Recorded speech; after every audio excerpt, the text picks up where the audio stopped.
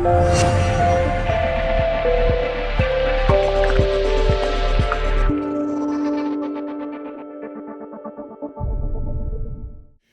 po pyetja tash është pra për nga po vinë dhe çka janë idetë ekstremiste, se raporti pashtu gjen edhe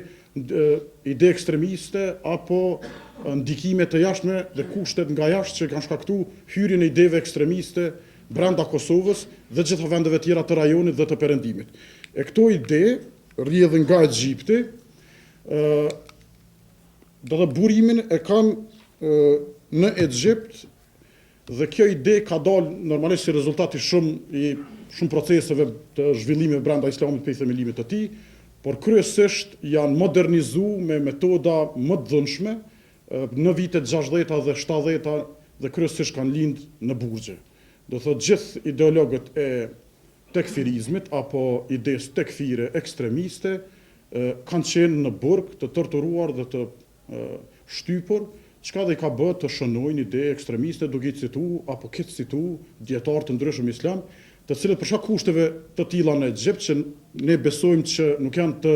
njëjta, apo kanë ngjashmëri me kushtet që janë në Ballkan apo në Kosovë, pra disa padrejtësi që ekzistojnë në shoqëri e kështu me radhë, i ka bën këto ide të përhapur dhe të përçafohen nga një pjesë e konsiderueshme e shoqërisë, dhe këto janë idetë që pastaj janë përçafuar edhe nga Al-Qaida dhe së fundi nga ISIS. Në fakt, nëse shikon në ISIS-in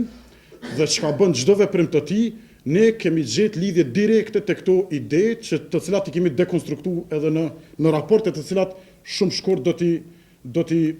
t'i përmbledhë që mos më kohë me kalu në çështje tjera. Do thotë, siç e shohim te ISIS, është te tekfir, pra te ky burimi i kësaj ideologjie, janë kryesisht përjashtues, edhe gjithë popullatën muslimane shpallin si të pafe, ato që ka shohim edhe tek ISIS-i, pra këto kanë ndodhur në 60-70 dhe kanë vazhduar deri në themelimin e ISIS-it sërish, se këto kanë ekzistuar edhe më herë, dhe se ISIS-i ka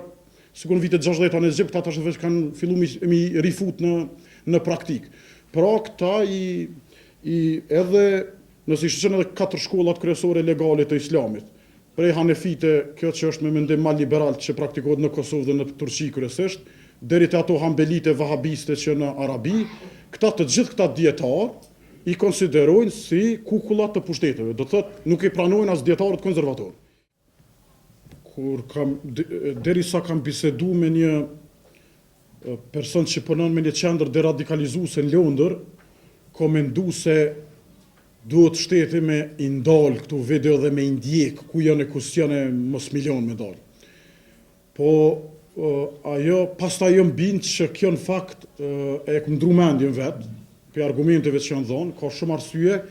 që me i bloku videot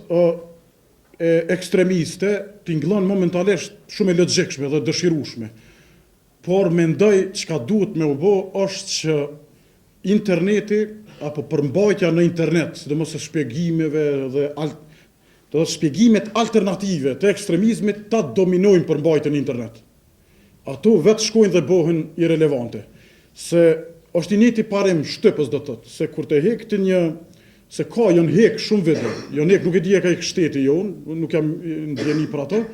por i kodojnë këta, i qesin me emra tjerë, edhe i mësojnë. Do thotë, ato prap ringjallën. Do të videot e bllokuara ringjallën, dhe nëse e lojmë vetëm te bllokimi,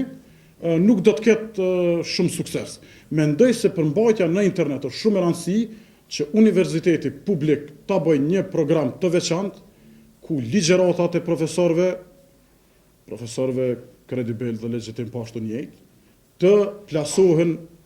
për çfarë do shpjegimesh në internet duke filluar ajo.